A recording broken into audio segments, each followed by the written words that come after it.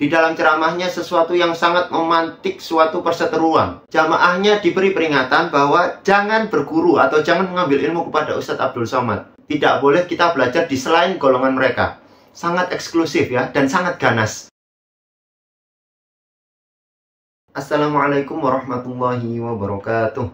Alhamdulillah wa kafa, wassalatu wassalamu ala nabiyil mustafa wa ala alihi wa sahbihi ahli sidqi wal wafa. Allahumma arinal haqqa haqqa warzuqna tiba'ah wa arinal batila batila warzuqna ijtinabah. Amin. Sudah masyhur bagi kita, orang-orang Wahabi yang mengaku Salafi di Indonesia selalu saja mengkafirkan atau menyesatkan orang lain. Dan mungkin banyak yang mengelak para pengikut-pengikut Salafi Wahabi bahwa tidak ada ustadz kami yang menyatakan kelompok lain itu sesat, kelompok lain itu kufur, dan lain sebagainya. Tapi ternyata saya temukan satu video, yang video itu merekam salah satu pengajian Ustadz Salafi Wahabi, dan sepertinya Ustadz itu cukup senior dari segi usianya, dan di dalam video itu sangat jelas sekali bahwa beliau, salah satu Ustadz Salafi Wahabi itu menyebutkan secara tidak langsung semua umat muslim, entah itu yang ada di Indonesia ataupun yang ada di dunia, semuanya adalah sesat. Dan yang paling benar, dan hanya satu-satunya benar adalah pengikut Salafi Wahabi. Maksudnya yang berada di dalam kelompok Salafi Wahabi itu. Saya juga tidak tahu nama dari Ustadz Salafi Wahabi ini. Yang jelas dia muncul di dalam ceramahnya sesuatu yang sangat memantik suatu perseteruan antara kaum muslimin, baik di Indonesia ataupun di dunia. Mungkin jikalau orang di luar negeri tahu bahasa apa yang disebutkan oleh Ustadz ini. Baik, kita akan memperlihatkan salah satu cuplikan video yang sudah saya lihat sendiri. Nah, ini dia.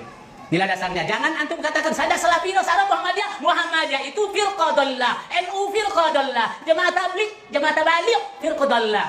Apalagi Tarbiyah firqah dhallah. Enggak jurus pada Al-Qur'an itu. Yang menjurus pada Al-Quran adalah Ahlus Sunnah wal Jamaah, Salaful Ummah, yang dikatakan Salafus Saleh, dan kita pengikutnya Salafiyun. Alah, paham dong? Jas, nolak pintunya. Nah, buka patung panjang semua, ukulatan, dakwahnya. Ini adalah markasnya dakwah Salaf panjang untuk kampar sekitarnya. Dari sinilah, ya, dari sinilah lahirnya La ilaha illallah di atas pemahaman Ahlus Salaful Ummah dan meyakini Allah di langit. Karena itu, kenapa kita yang bertauhidnya satu punya dua? Pertama, percaya kepada Allah ada. Yang kedua, percaya Allah di atas. Jangan dibantah. Mana pulau Tuhan di atas sama tenan awak. Ongku berpikir di atas. Ungge mana tinggi? Di atas dahan. Lawu mana tinggi?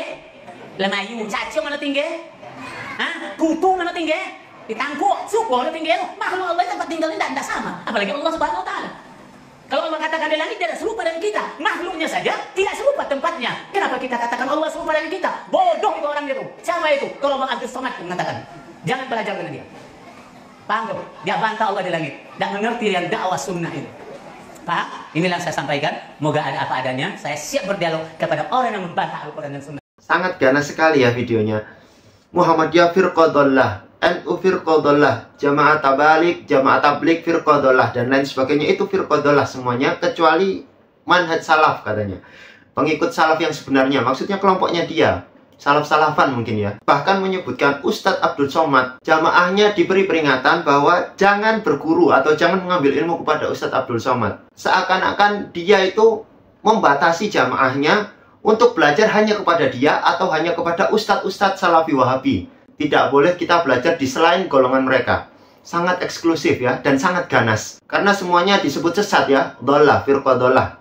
Nah, ini sangat bahaya. Jadi ada hadis Rasulullah SAW yang memperingatkan hal ini. Saya temukan di dalam kitab Sahih Muslim. Di kitab kami juz yang kedua halaman 36. Hadis ke-60. Haddatsana Abu Bakr bin Abi Syaibah, haddatsana Muhammad bin Bishrin wa Abdullah bin Numair. Qala haddatsana Ubaidullah bin Umar an Nafi'in an ibni Umar anna an-nabiy sallallahu alaihi wasallam qala idza kafara ar-rajulu akhahu faqad ba'a biha ahaduhuma. Memang hadis ini tidak menyebutkan bahwa siapa yang menyebutkan kepada saudaranya sesat, tapi siapa yang menyebutkan saudaranya itu kafir. Ya, kalau kita tarik pengajian Salafi Wahabi itu, kan memang mereka menggiringnya ke sana. Jadi awal sekali ditanamkan bahwa setiap bid'ah adalah sesat ya, sebut sesat, dan setiap sesat adalah neraka. Jadi secara tidak langsung ya, semua muslimin yang ada di Indonesia maupun yang ada di dunia yang selain kelompok Salafi Wahabi itu ada di neraka. Wah, bahaya sekali. Baik, kita artikan dulu tadi hadis yang baru saja kita bacakan. Anna Nabiya sallallahu alaihi wasallam qol, sesungguhnya Nabi Muhammad sallallahu alaihi wasallam berkata, "Idza kaffara rajulu akhahu." Barang siapa seseorang yang mengkafirkan saudaranya, faqad ba'a biha ahaduhuma. Maka sesungguhnya ucapan tersebut, pengkafiran tersebut akan kembali kepada salah satunya. Dan di sini Imam An-Nawawi menyebutkan ada hadis yang serupa dengan ini. Qauluhu sallallahu alaihi wasallam, idza kafara ar-rajulu akhahu faqad ba'a biha ahaduhuma. Wa fi riwayatil ukhra, ayyuma rajulin qala li akhihi ya kafir qad ba'a biha ahaduhuma in kana kama qala wa illa raja'at alaihi. Jadi sebetulnya maknanya sama, cuma dengan redaksi yang berbeda. Barang siapa menyatakan kepada saudaranya ya kafir, wahai kafir, atau menuduh bahwa orang itu kafir, faqad ba'a biha ahaduhuma, maka perkataan atau pernyataan kafir itu akan kembali kepada salah satunya. In kana kama qala, jika yang disebutkan itu adalah benar, maka yang dituduh itu adalah kafir. Wa illa raja'at alaihi.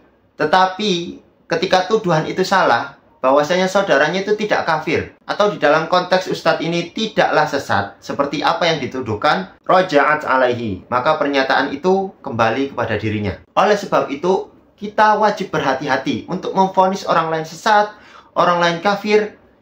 Jangan sampai pernyataan kita itu salah. Ternyata saudara kita itu tidaklah sesat, tidaklah kafir. Maka berdasarkan hadis ini, apa yang disampaikan oleh Rasulullah SAW, tuduhan kita kepada saudara kita sesama muslim bisa-bisa kembali kepada kita. Na'udzubillahi min dzalik. Maka dari itu sebaiknya kita membangun persatuan. Persatuan di antara sesama umat muslim, bersatu di dalam kesamaan kita dan bertoleransi dengan sesuatu hal yang tidak sama dengan kita. Dengan hal itu, insya Allah persaudaraan sesama muslim akan lebih kuat dan Islam akan dilihat dari luar lebih indah. Karena kita bersatu dalam persamaan dan bertoleransi dalam perbedaan. Dan alhamdulillahnya, setelah saya melihat video Ustadz tersebut, muncul video dengan wajah yang sama. Ustadz itu memberikan klarifikasi tentang apa yang dinyatakan di dalam ceramahnya. Baik, kita akan simak dulu bagaimana klarifikasi beliau. Assalamualaikum warahmatullahi wabarakatuh. Alhamdulillahirabbil alamin. Wal aqibatu lil muttaqin. Wassalatu wassalamu ala rasulina al-karim Muhammadin sallallahu alaihi wasallam wa ala alihi wa sahbihi ajma'in, amma ba'd. Kaum muslimat, kaum muslimin yang berada di Indonesia dan di luar Indonesia, khusus di Kabupaten Kampar. Saya Zamzaminas, salah seorang dai di Kabupaten Kampar, Riau, dengan penuh kesadaran menyatakan bahwa video ceramah saya beberapa waktu yang lalu yang berisi statement saya atau pernyataan saya bahwa Ormas Muhammadiyah Firqatun Dallah, NU Firqatun Dallah, Tarbiyah Firqatun Dallah, dan Jemaah Tabligh Firqatun Dallah, dan lain-lainnya. Maka dengan ini saya menyatakan mencabut segala pernyataan saya tersebut, dengan segala pernyataan yang saya katakan dan dengan segala makna yang terkandung di dalamnya, dan kepada pihak yang merasa dirugikan atau terzolimi atau tersakiti dengan pernyataan tersebut, maka saya dengan sepenuh hati minta dimaafkan, dan insya Allah semoga kejadian serupa tidak terulang lagi pada waktu yang akan datang atau di kemudian hari. Wassallallahu ala Muhammad wa ala alihi wa sahbihi wasallam. Alhamdulillahirabbil alamin. Wassalamualaikum warahmatullahi wabarakatuh. Alhamdulillahnya beliau sudah klarifikasi dan meminta maaf ya. Dan beliau juga berharap bahwa kedepannya tidak akan ada ucapan-ucapan yang seperti ini. Dan kita sebagai umat muslim, alangkah baiknya memaafkan Ustadz ini. Mungkin khilaf ya. Mungkin khilaf di dalam perkataannya, dan mungkin khilaf ternyata videonya direkam kemudian disebarkan. Akhirnya kita tahu bagaimana isi dari ceramah-ceramah Ustadz Salafi Wahabi, yang ternyata isinya ya begitulah, kita sudah lihat sendiri ya. Baik, saya secara pribadi memaafkan, dan semoga teman-teman selain golongan Salafi Wahabi juga memaafkan, dan semoga saja kedepannya kita bisa lebih baik lagi dalam membimbing umat, membangun persatuan Islam, dan bergandengan tangan untuk mendakwahkan apa yang ada di dalam Al-Quran, apa yang disabdakan oleh Rasulullah SAW, sesuai dengan pemahaman salaf yang sebenar-benarnya, orang yang diberi petunjuk oleh Allah Subhanahu wa taala dalam menjelaskan agama ini dengan sebenar-benarnya. Amin amin ya rabbal alamin. Wassalamualaikum warahmatullahi wabarakatuh.